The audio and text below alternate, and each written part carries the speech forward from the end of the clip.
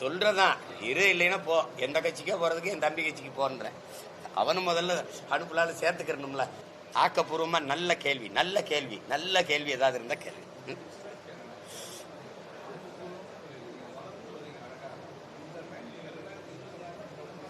அதுக்குத்தான் யாரோடும் சேராம போட்டி போடுறேன்.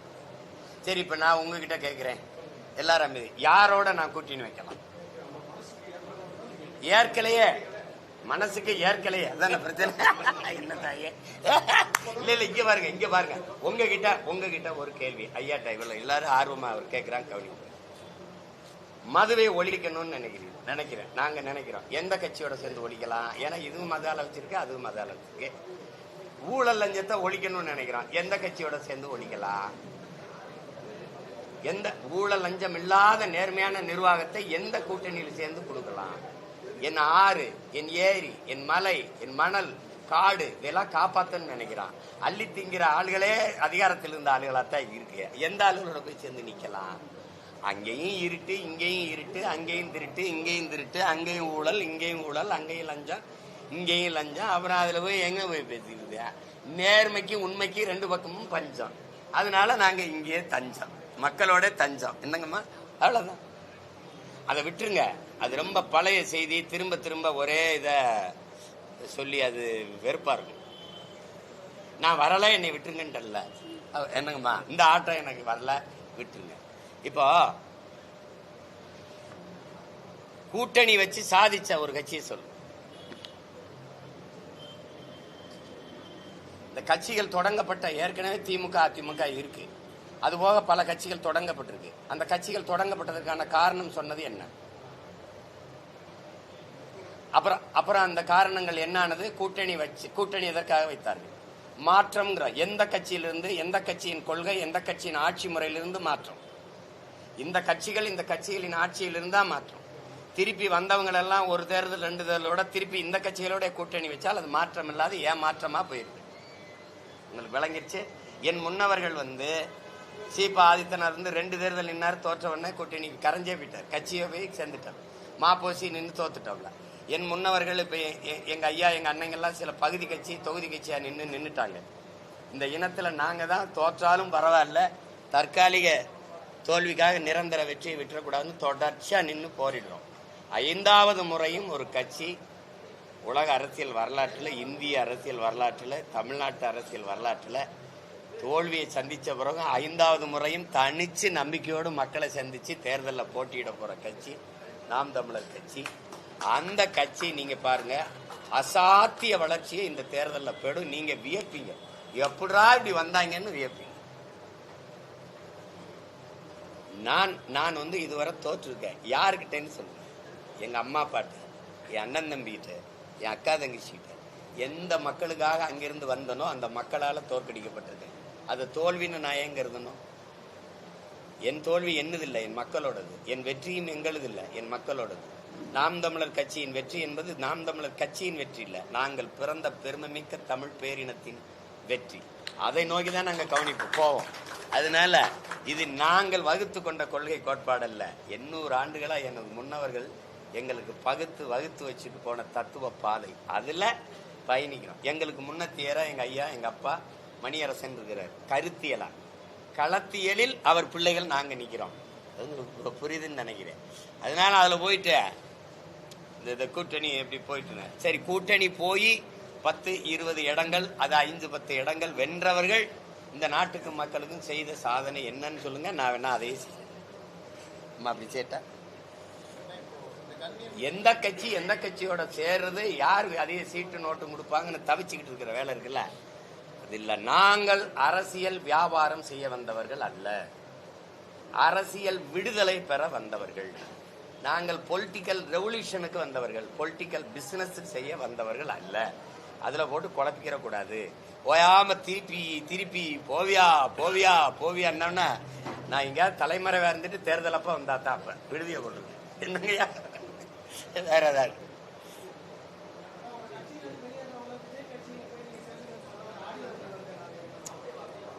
அது ஒரு நீங்க இப்ப கேக்குறீங்க, எங்க இதுக்குள்ள சொல்லுவேன்.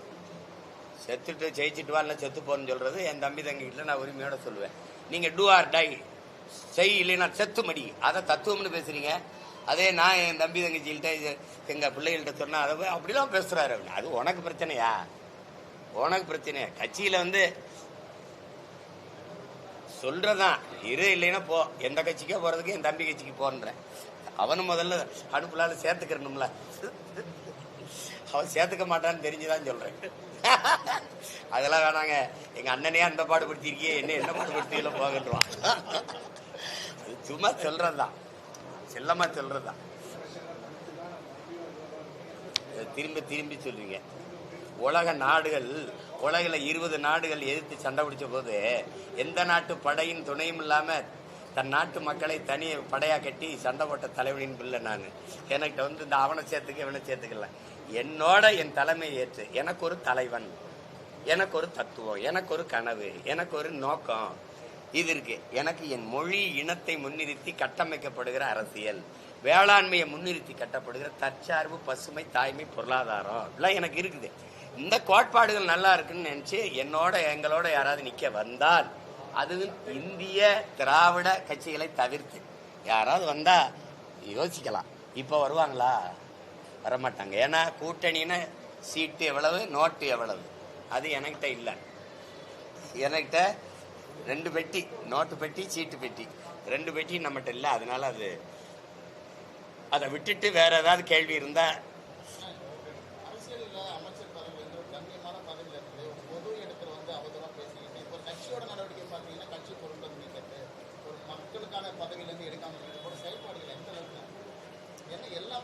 அந்த கட்சியில அவ்வளவு தூரம் அந்த நடவடிக்கை நம்ம எதிர்பார்க்க முடியாது. ஏன்னா இந்த அநாகரிக, கண்ணியமற்ற, கடமை கண்ணியம் கட்டுப்பாடுங்கிறது வெறும் முழக்கத்துல, அது பேரறிஞர் அண்ணா சொல்லிய கூற்று. அது அந்த கட்டுப்பாடு 3 வார்த்தையில தான் இருக்கு. சுத்தமா உங்ககிட்ட இருக்கு. அநாகரிக அரசியல், அவதூறு அரசியல், பழிவாங்கும் அரசியல், இது மாதிரியான அரசியலின் தொடக்கமே இவர்கள் அமர்ந்த பிறகுதான். பேரறிஞர் அண்ணாவுக்கு பிறகு அடுத்து யார் அமர்ந்தாரோ அவர் தான் அதை தொடங்கி வைக்கிறார். நன்னில நடராஜன், தீப்பொறி ஆறுமுகம், ஐயா மதிப்புக்குரிய ஐயா வெற்றி கொண்டான், இது மாதிரி ஆட்கள் எல்லாம் பொது வழியிலே பேசியதற்கு உங்க பகுதியில் வேணா அனுப்புறேன். அம்மையார் ஜெயலலிதாவை எவ்வளவு இழிவா பெண்களை பேசியது, மேடையில் பேசியது. இப்போ சிவாஜி கிருஷ்ணமூர்த்தி, சைதை சாதிக்கு போன்ற ஐயாக்கள், அண்ணங்கள்லாம் பேசுறதை நீங்க கேட்குறீங்கன்னு தான் நினைக்கிறேன். அவர்கள் சார்புள்ள வலையொலிகள், யூடியூபர்ஸ் சொல்றோம்ல, அவங்க பேசுறதெல்லாம் பாரு. தனிப்பட்ட முறையில் எடுத்தவன உங்க குடும்பத்தை தான் பேசுறேன். இப்ப என்னையெல்லாம் அவ்வளவு தூரம் பேசுறாங்க. அது எனக்கு ஒண்ணு இல்லை. என் தாயை பேசுறது, உன் தாயை பேசுறதா நன்றின்னு நான் பெருமையா போகிறேன். என்ன அப்படி பெத்த தாயை இவ்வளவு காலமா பேசுறான்னு நினைச்சிட்டு, அது யாருன்னு பேர்லாம் நான் சொல்ல வேண்டியதில்லை. நீங்க கவனிப்பீங்க, நீங்க உங்களுக்கு தெரியாது இருக்க சொல்றேன். அதை அவங்க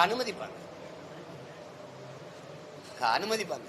ஒரு இளைய தலைமுறை பிள்ளைகளை கூட்டி வச்சு பேச்சு பயிற்சி, அடுத்த தலைமுறைக்கு அரசியல் பயிற்சி கொடுத்த பயிற்சியாளர்கள் எல்லாம் பேரை சொல்லி பாருங்க, எப்படிப்பட்ட தலைமுறையை தயாரிக்கிறாங்கன்னு தெரிஞ்சிருக்கும். இவங்களே சகிக்க முடியல, இவ இன்னொரு தலைமுறைக்கு வேற கற்பிச்சு கொடுக்குறாங்க. இப்படி பேசணும், அப்படி பேசணும். அதுல ஒவ்வொருத்தரும் அவங்க பேசுறத பொது மேடையெல்லாம் அது கட்சி உள்ளரங்குல பேசும்போது அவங்க ரசிப்பாங்க. அதுல நீங்க எதை சொல்றீங்க, யாரை குறித்து கேட்குறீங்க, அதான் அந்த கட்சியின் தலைமை தான் அது செய்யணும். அதனால அவர் பேசியிருப்பாரு. ஐயா என்னோட தனிப்பட்ட கருத்து அதுக்காக ரொம்ப வருந்திருப்பாருன்னு நான் நினைக்கிறேன். வருந்திருப்பாரு. ஏன்னா உண்மையிலே நம்ம மதிக்கக்கூடிய ஒரு பெரியவர், அவர் வருந்திருப்பாரு. அப்புறம் அதுக்கு போல போயிட்டு அதை நீங்க அப்படி பேசிட்டேன்னு சொல்லிட்டு கொண்டதில்லை. இனி வரும் காலங்கள்ல நானும் சரி, நீங்களும் சரி, எல்லாருமே சரி, கொஞ்சம் கண்ணியமா நம்ம பேசணுங்கிறது இது ஒரு படிப்பினை, அப்படி எடுத்துக்க வேண்டியது.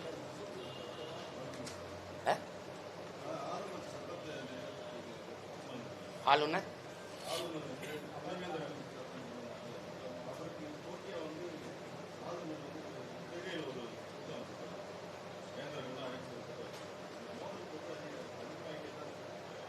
அது ஜனநாயகத்துக்கு அழகு இல்லை. அது உங்களுக்கு இந்த நாடு மக்களாட்சி தத்துவத்தை ஏற்றுக்கொண்ட நாடு, மக்களுக்கான ஆட்சி நிறுவுகிற ஒரு அமைப்பை ஏற்றுக்கொண்ட நாடு. அதிகாரம் மக்களுக்கு, அப்படிதானே? மக்களாட்சிங்கிறது மக்களுக்கான அதிகாரத்தை மக்களை நிறுவுகிறதுக்கு பேர் தானே மக்களாட்சி. அப்படி மக்களால் நிறுவப்பட்ட ஆட்சி தானே திமுக ஆட்சி. அப்ப அந்த மக்களால் நிறுவப்பட்ட ஆட்சிக்கு இல்லாத அதிகாரம், இந்த நாட்டின் முதலமைச்சர் ஐயா ஸ்டாலின் அவர்களுக்கு இல்லாத அதிகாரம் ஒரு நியமன உறுப்பினர் RN ரவிக்கு எப்படி வருது? இந்த நாட்டில் ஒரு அமைப்பு இருக்கு. மக்களாட்சியின் தலைவர் யாரு? குடியரசுத் தலைவர். குடியரசுத் தலைவரை மக்கள் தேர்வு செஞ்சாங்களா?